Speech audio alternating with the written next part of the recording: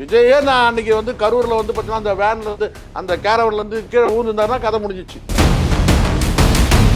சிவகார்த்திகேயனே வந்து பார்த்தீங்கன்னா பிப்ரவரியில் வந்து பார்த்தீங்கன்னா வந்து ஏதோ ஒரு மக்கள் இயக்கம் தொடங்க போகிறதா கூட ஒரு தகவல் இருக்கு. விஜய்க்கு ஆப்போசிட்டாவே நம்ம காவல்துறை சரியில்லைன்னா நம்ம ஸ்டேட்ல சொல்லு, நம்ம முதலமைச்சர் சரியில்லைன்னா நம்ம ஸ்டேட்ல சொல்லு. இன்னொரு ஸ்டேட்ல போய் இது வரைக்கும் வரலாறுலேயே கிடையாது சார். நீ காவல்துறை குறை சொல்லிக்கிட்டா நம்ம மல்லாந்து துப்பிக்கிறது சமம். எப்படா இன்னொரு ஸ்டேட்ல போயிட்டு உட்காந்துட்டு அந்த காவல்துறையை தூக்கி வச்சு பேசி நம்ம காவல்துறை நீ தரம் தாழ்த்தி பேசுவ? என்ன தில்லு பொறுக்கி தரமா இல்ல? தமிழக கட்சிகள் தொடர்ந்து கூட்டங்கள் நடத்திட்டு வராங்க. ஆனா எதுனா ஒரு இன்சிடென்ட் நடந்துட்டே இருக்கு. பாண்டிச்சேரியில போனாலும் அங்கேயும் இன்சிடென்ட் நாளைக்கு நடக்கும் நான் எதிர்பார்க்கிறேன்.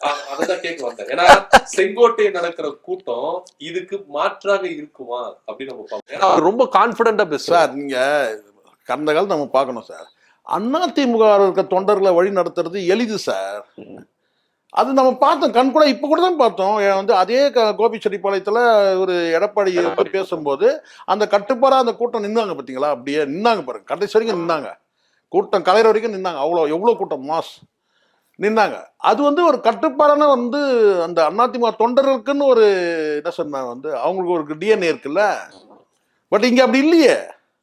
இங்க எல்லாம் வந்து பாத்தீங்கன்னா நாளைக்கு என்னென்னலாம் கூத்து நடக்க போதும்னு சொல்லிட்டு நம்ம வந்து அவங்களோட எதிர்பார்த்து இருக்கிறோம். நாளைக்கு என்னென்னலாம் பண்ணுவானுங்களோ தெரியல. பேச்சை கவர் பண்றதை விட அதுதான் இவங்களோட அட்ராசிட்டி வந்து இந்த அணில் கூட்டங்கள் வந்து என்ன மாதிரி சேட்டைகள் எல்லாம் பண்ணுவானுங்க. இவங்க ஒரு பக்கம் வந்து முள்ளு கம்பி சுத்தி பேனர் வச்சுட்டாங்க, அதை பண்ணிட்டாங்க. என்னெல்லாம் நடக்கும் நாளைக்கு அப்படின்னு எது நடந்தாலும் உயிர் பலி ஆயிடக்கூடாதுன்ற அதுலதான் நமக்கு வந்து கவலை. கிரீஸ் தடுவுனால அது மீறி ஏறினவங்க. ஆமா கண்டிப்பா சார். அதனால வந்து இவங்க வந்து அந்த கூட்டத்தை வந்து பண்படுத்தல சார். இது உண்மை. இது நீங்க காலப்போக்கில் இது பாருங்க, ஒரு கட்டத்துல ஒரு அறிக்கை.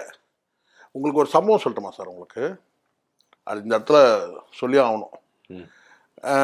ஏபிஎல்எஃப் வந்து ஒரு பெரிய ஒரு கூட்டம் போட்டாங்க. பூவை மூர்த்தியார் தலைமையில பெரிய கூட்டம் போட்டாங்க.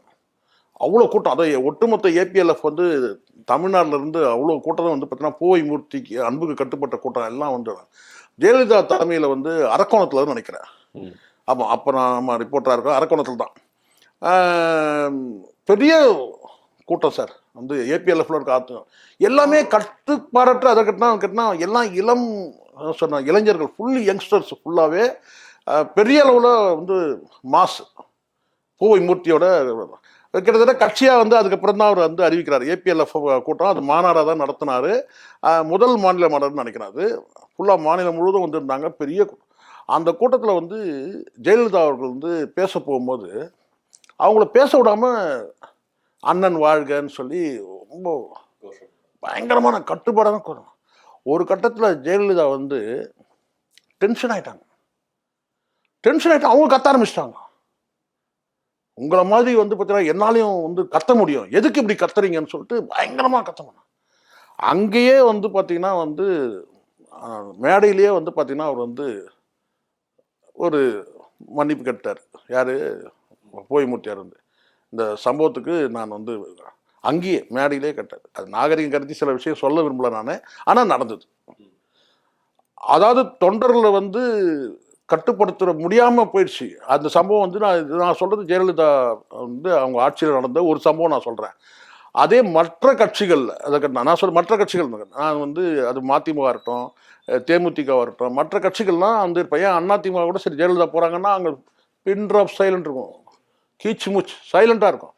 அதுதான் தலைமை கொடுக்குற மரியாதை. நான் எதுக்காக சொல்கிறேன்னா, இப்போ ஏபிஎல்எஃப்ன்றது ஒரு இயக்கமாக இருந்தாலும் அங்கே வந்து பார்த்திங்கன்னா நடந்துக்கிட்ட அந்த விதம் வந்து பார்த்திங்கன்னா அவங்களுக்கு வந்து கோபத்தை ஏற்படுத்தி அவங்க கத்துனாங்க. அதுக்கப்புறம் வந்து பூவைமூர்த்தி வந்து சால்வ் பண்ணார், அது முடிஞ்சிச்சு.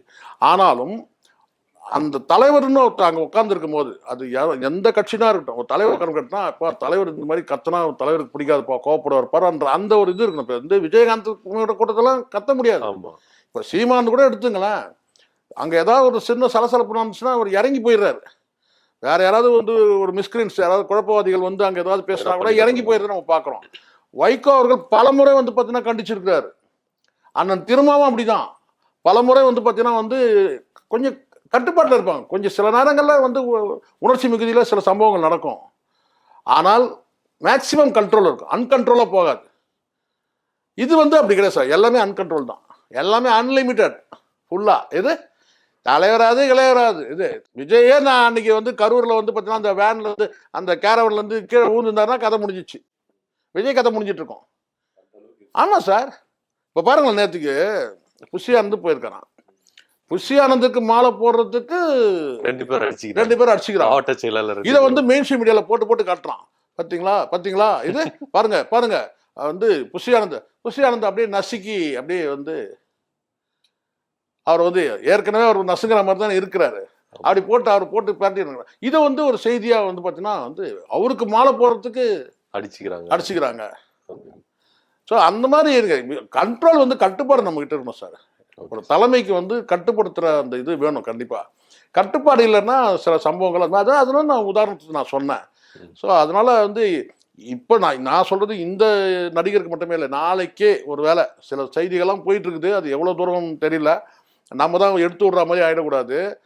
சிவகார்த்திகேயனே வந்து பார்த்தீங்கன்னா பிப்ரவரியில் வந்து பார்த்தீங்கன்னா வந்து ஏதோ ஒரு மக்கள் இயக்கம் தொடங்க போகிறதா கூட ஒரு தகவல் இருக்கு. விஜய்க்கு ஆப்போசிட்டாவே அதெல்லாம் தெரியாது. பிப்ரவரி மாதத்துக்கு பிறகு இந்த படம் ரிலீஸ்லாம் முடிஞ்ச பிறகு பிப்ரவரிக்கு பிறகு வந்து எப்படி விஜய் மக்கள் இயக்கம் எப்படி வந்து வச்சிருந்தாரோ அந்த மாதிரி சிவகார்த்திகேயன் மக்கள் இயக்கம்னு ஏதோ ஒன்று, எஸ்கே மக்கள் இயக்கம்னு ஒன்று வந்து அதுக்கான சில சமிக்கைகள் நடந்துகிட்டு இருக்குது. அது முதல் தடவை நான் சொல்றேன், அதுக்கான வேலைகள் சிலது நடக்குது. எஸ்கே மக்கள் இயக்கம்னு ஒன்று வந்து உறுதிப்பட்ட தகவல் தான். ஆமாம் ஆமாம் நிச்சயமா உள்ள ஒரு பேச்சு நடந்துட்டு இருக்கு. ஏன்னா ஒரு அவங்களுக்கு வந்து பார்த்தீங்கன்னா தொண்டு செய்யறதுக்கு ஒரு இப்போ இவருக்கு எப்படி ஒரு ஃபோரம் தேவைப்பட்டது இல்லை, ஆமாம் அந்த மாதிரி ஒன்று அமைக்கிறதா இருக்கு. அது வந்து கட்சி கிடையாது, ஏதோ ஒரு மக்கள் இயக்கம் வந்து எஸ்கே மக்கள் இயக்கம் ஏதோ ஒன்று தொடங்க போறதா ஆல்ரெடி வந்து மன்றமா இருக்கு போல இருக்கு. ரசிகர் மன்றம் இருக்கு. அது அப்படியே இயக்கமா மாற்றத்துக்கான அந்த வேலையும் ஒரு பக்கம் வந்து பிப்ரவரியில செய்ய போறதா தகவல். நாளைக்கு விஜய் நடத்துகிற இந்த மக்கள் சந்திப்பு கூட்டம் எந்த மாதிரி ஒரு தாக்கத்தை ஏற்படுத்துறது சார்? எது எனக்கு தெரிஞ்ச வரைக்கும் பெரிய தாக்கம் எதுவும் இல்லை சார். முதல்ல ஒரு விஷன் வேணும் அவருக்கு. ஒரு விஷயம் நான் சொல்லட்டுமா உங்களுக்கு? நீங்கள் எங்கே போனாலும் எனக்கு கேட்டினா அந்த மண்ணை பற்றி அந்த மக்களை பற்றி நீங்கள் வந்து குறைஞ்சபட்சம் ஒரு 10 நிமிஷம் பேசணும் சார். வைகோ அவர்கள் வந்து கட்சியிலிருந்து நீக்கப்படுறாரு. மாவட்டம் தோறும் சுற்றுப்பயணம் செய்யும் போது வைகோடைய உரைன்னா நீங்கள் அப்போ பார்க்கணும். இது திமுக மேடையில் பேசுகிற அந்த உரையோட வைகோட உரையை நீங்கள் கேட்கணும்னா கட்சியிலிருந்து நீக்கப்பட்ட பிறகு ஒரு மாவட்டத்துக்கும் போகிறாரு. அந்த மாவட்டத்தை மண்ணில் போய் நின்ன பிறகு அந்த மண்ணை பற்றி பேசுவார். இது அந்த மண்ணை பற்றி பேசி முடிக்க 20 நிமிஷம் ஆகும். அதுக்கப்புறம் தான் மெயின் பிக்சரே. 20 நிமிஷம் அந்த மண்ணில் பிறந்த அத்தனை பேரும் அப்படியே புல்லரிக்க நின்றுவோம். புல்லரிக்கும் அந்த 20 நிமிஷம் அந்த மண்ணை பற்றி மட்டுமே. இப்போ வேலூர்ல போறேன்னா அந்த வேலூர் பற்றி பேசணும், அந்த வரலாறு. அதுக்கே 1/2 மணி நேரம் ஆகும். அதுக்கப்புறம் தான் மெயின் பிக்சருக்கே வரணும். நீங்க அப்படி பேசுங்க. பாண்டிச்சேரிக்கு போனா எனக்கு அதுதான் சொல்றேன். இப்ப வந்து நான் கேட்டீங்கன்னா பாண்டிச்சேரி எனக்கு அது வருத்தம் என்ன தெரியுமா சார்? நீங்க நல்ல வேலை எடுத்து விட்டீங்க நீங்க கரெக்டா. எனக்கு வருத்தம் என்ன தெரியுங்களா? நீங்க 1000 பிரச்சனை இருக்கட்டும் சார், அரசியல் ரீதியாக நீங்க மாற்று கருத்து கூட இருக்கட்டும், இங்க பேசு. பாண்டிச்சேரியில போயிட்டு நம்ம முதலமைச்சரையும் வந்து நம்ம காவல்துறையும் நீ வந்து பேசுறன்னா யாருமே கண்டுக்கல சார். இத நான் தான் சொன்னேன். அறிவு இருக்கையா உங்களுக்கு? இல்லைன்னு நல்லா தெரியும். ஆனா இவ்வளவு மோசமா இருப்பீங்க. நீங்க எவ்வளவு குறைகள் இருந்தாலும் நம்ம காவல்துறை சரியில்லைன்னா நம்ம ஸ்டேட்ல சொல்லு, நம்ம முதலமைச்சர் சரியில்லைன்னா நம்ம ஸ்டேட்ல சொல்லு. இன்னொரு ஸ்டேட்ல போய் இது வரைக்கும் வரலாறுலேயே கிடையாது சார். இன்னொரு ஸ்டேட்ல போயிட்டு நம்மளுடைய காவல்துறையும் நம்மளுடைய அரசையும் நம்மளுடைய மக்களையும் நீங்க வந்து நீ அரசை வந்து குறை கூறீங்கன்னா வந்து பார்த்தீங்கன்னா நீ மக்களை குறை சொல்றது தான் அர்த்தம். சரிங்களா? அதே மாதிரிதான் நீங்க காவல்துறை குறை சொல்றதுன்னா நம்ம மல்லாந்து துப்பிக்கிறது சமம். அதை போய் நீ பண்ணல. அது எவ்வளவு பெரிய வந்து இதுக்கு பேர் தான் ஆள் காட்டி வேலைன்றது. இப்படிதான் சார் வந்து காட்டியும் கூட்டியும் கொடுத்ததால சார் நாட்டையே பிடிச்சானுங்க. அந்த வரிசையில நீங்க போயிடுறீங்க. என்னடா எக்ஸ்ட்ரீமா பேசுறேன்னு நீங்க நினைக்காதீங்க. எப்படா இன்னொரு ஸ்டேட்ல போயிட்டு உட்காந்துட்டு அந்த காவல்துறையை தூக்கி வச்சு பேசி நம்ம காவல்துறை நீ தரம் தாழ்த்தி பேசுவ? நான் கேட்கிறேன். இங்க உயிரை விட்டவங்களாம் இருக்கிறான் உன் மாநாட்டுக்காக. உயிரை கொடுத்தவங்களாம் இருக்கிறான் காவல்துறையிலேயே. உயிர் போச்சா இல்லையா? கண்டிப்பா ஒரு உயிர் போச்சு. அங்கே போய் நீ என்ன சொல்ற வந்து பார்த்தீங்கன்னா வந்து இந்த காவல்துறை பெஸ்ட்டு, நம்ம காவல்துறை ஒஸ்ட்டுன்ற. கத்துக்கணும். அது கற்றுக்கணுன்ற. அசிங்கம், எவ்வளோ பெரிய அவமானம் இது. தப்பு இல்லையா இது? இது கூடடா புரியாது உங்களுக்கு? அங்கே போய் இன்னொரு அரசை வந்து நீ வந்து பார்த்தீங்கன்னா வந்து தூக்கி பிடிக்கிற தமிழ்நாடு அரசை வந்து பார்த்தீங்கன்னா நீ என்ன குறை இருந்தாலும் நீ இங்கெல்லாம் சொல்லணும். இங்கே மீட்டிங் போட்டு சொல்லு. இது கூட அந்த அடிப்படை கூட உனக்கு புரியல. அப்போ நீங்கள் புரியுதுங்களா? நீங்கள் எப்படிப்பட்ட ஆள்? அன்னைக்கு இந்த கார்த்தி, அதான் இந்த இரணியன் படத்தில் முரளி ஒரு வசனம் பேசுவார் பாருங்க, பார்த்துருக்கீங்கன்னா நீங்கள் அந்த படம் இரணியன் ஒரு படம் வந்துச்சு. என்னடா ஜமீன் பட்டம் காட்டி கொடுத்தணும் கூட்டி கொடுத்தணும் கொடுத்த பட்டம் தான்டா ஜமீன் பட்டம்னு சொல்லி ஒரு வசனம். அதெல்லாம் அந்த படத்தெல்லாம் அமிக்கிட்டானுங்க. அதெல்லாம் பார்த்தா நம்ம தெளிவாயிருவானே இல்லை? அதெல்லாம் பார்க்கறதுனால தான் இப்போ வந்து ஜனநாயகன் ஓடி இருக்கிறான். இரணியன் ஒரு படம் சார், அதில் முரளி நடிப்பார், இறந்துட்டார்ல முரளி, அவர் நடிப்பார். அதில் ஒரு வசனம் வரும், இந்த ஜமீன் இந்த பூஷ்வா இந்த பட்டம்லாம் என்னடா காட்டி கொடுத்தணும் கூட்டி கொடுத்தணும் கொடுத்த பட்டம் தான்டான்னு. உண்மை தானே சார் அது? கண்டிப்பா. ஜமீன் பட்டம்லாம் இந்த படிச்சு வாங்கினாலாம் உங்க பட்டம். பணக்காரன் அவனே எடுத்து நான் காட்டி கொடுத்து கூட்டி கொடுத்தது வாங்கினது தான் அந்த ஜமீன் பட்டமோ அந்த பூஷ்வா பட்டமோ எல்லாமே. பண்ணையாரு இதெல்லாம் எப்படி வந்தது? ஸோ அதனால நீங்க அங்க போய் காட்டி கொடுக்குறீங்கல்ல, அந்த வேலையை தானே செய்யறீங்க நீங்க. கண்டிப்பா அது தப்பு. நான் சொன்ன இங்க நம்ம ஸ்டேட்ல முதலமைச்சர் நீங்க விமர்சனம் பண்றீங்க, இங்க பண்ணுங்க. இங்க காவல்துறை விமர்சனம் இங்க பண்ணுங்க. இன்னொரு ஸ்டேட்ல போய் பேசுறேன், வெக்கம் மானம் இல்லையா உங்களுக்கு? நான் கேட்கிறேன், தமிழக வெற்றி கழகத்தில் விஜய்க்கும் கேட்கிறேன், அதுல இருக்கிற அத்தனை பேரும் கேட்கிறேன். அதுவும் அங்க போய் தப்பு தப்பா பேசுனீங்க. அவரே காரி தூப்பிட்டாரு கடைசியில. யாரு? அவரே காரி தூப்பிட்டாரு. சரி, அதையாவது நீங்க ஒழுங்கா பேசுறீங்களா? ஆமா. ரேஷன் கடை ஊரெல்லாம் கிடக்குது, 500 ரேஷன் கடை இருக்கு, ரேஷன் கடை இல்லைன்னு பேசுனீங்க அங்க போயிட்டு. அமைச்சர் நமச்சிவாயெல்லாம் 16 குற்றச்சாட்டு வைக்கிறீங்க. எது 16 குற்றச்சாட்டு சொல்லிட்டு அரசு சூப்பரா இருக்குன்றீங்க. அவரே என்னடா நடக்குது இங்க அப்படின்ற நம்மள திட்டுறாங்க. அதோட சார் எனக்கு எல்லாத்தோட ஒரு ரொம்ப விஷயம் என்னன்னு கேட்டீங்கன்னா, நம்மெல்லாம் வந்து ரொம்ப அவரு என்ன பேச போறாருன்னு ஒரு முதலமைச்சர் நம்ம செல்லுல பாக்குறோம்னா அது வேற சார். விஜய் என்ன பேசுறாரு ஒரு செல்லுல பாக்குறோம் பரவாயில்ல.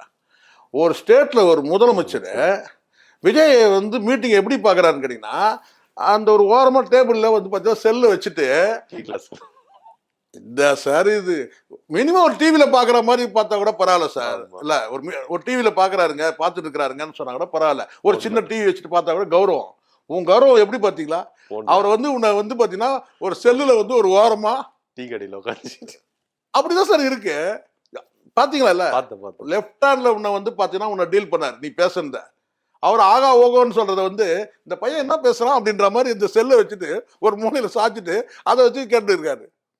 இந்த டீ கடையில எல்லாம் கும்பலா உட்காந்துருப்பாங்க பாருங்க, அதுதான் நீங்க சொல்ற அப்படிதான் இருந்தது. ஸோ இது புரிஞ்சுக்கணும் முதல்ல. எனக்கு ரொம்ப வருத்தம் எனக்கு கிருஷ்ணன், நீ நம்ம அது யாரும் அது பேசல சார், எல்லாம் கடந்து போயிட்டாங்க. எப்படி இன்னொரு ஸ்டேட்ல போய் நம்ம ஸ்டேட் முதலமைச்சர் வந்து தப்புன்னு சொல்லுவான், நம்ம ஸ்டேட்டுக்கு வந்து காவல்துறை தப்புன்னு சொல்லுவாங்க. எப்படி அந்த மாதிரி 2 பேரும் சொன்னானுங்க. அதுல இதுல 3 பேரும் சொல்ல முடியும். ஆதவர்ஜனாவும் சொன்னாங்க. ஆமா, புசியானதும் சொன்னா, ஆதவர்ஜனாவும் சொன்னா, விஜய் சொன்னா, 3 பேருமே சொல்றானுங்க. நீங்கெல்லாம் இன்னும் போட்டுங்க, தயவு செஞ்சு இருலாம் போடாதீங்க. இன்னும் அந்த பக்கம் வரும்போது நம்மளே மாத்திப்போம்.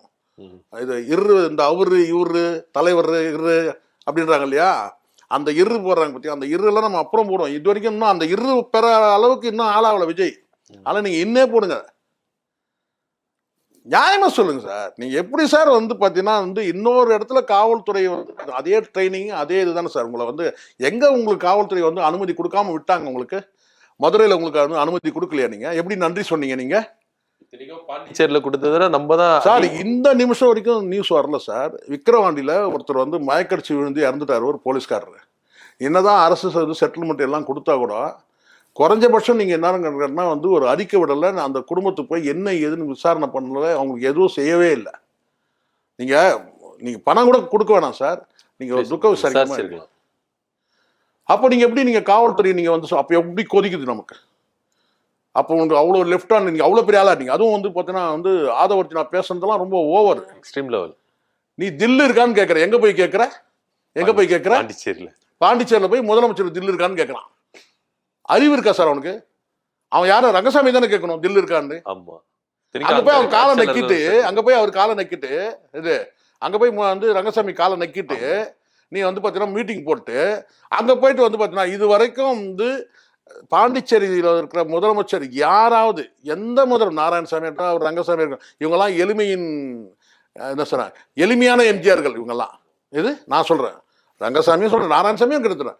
ரங்கசாமி வந்து பார்த்தீங்கன்னா வந்து எளிமையின் அடையாளம், எளிமையின் சின்னம், எளிமையின் உச்சம். ம், ம். என்ன இது வரைக்கும் ஒரு வார்த்தை வந்து பார்த்தீங்கன்னா ஏதாவது வந்து பேசியிருப்பாங்களா? முதலமைச்சர் பேசியிருப்பாங்களா? நீ அங்கே போயிட்டு அவருக்கு தூக்கி வச்சு பேசிட்டு என்ன சொல்ற கேட்டனா, தில்லு இருக்காருன்னு கேட்குறேன். எங்கன்னு கேட்டா, தமிழ்நாடு முதலமைச்சர் தில்லு இருந்தா எங்கள் தலைவர் பாணியிலே நான் பேசுகிறேன். தற்குறித்தனமா இல்லை? தில்லு அதுனா தில்லு தைரியம்னு சொல்லலாம்டா. ஆமா. சொல்லுங்க, தைரியம் சொல்லுங்க. இல்லை வீரம் கூட சொல்லக்கூடாது. அங்கே போய் விமர்சிக்கிறதே தப்பு. ஆனால் நீ சொல்லணும். அதுனா தில்லு பொறுக்கித்தனமா இல்லை? ரவுடி பசங்க தானே சார் பேசுவானுங்க.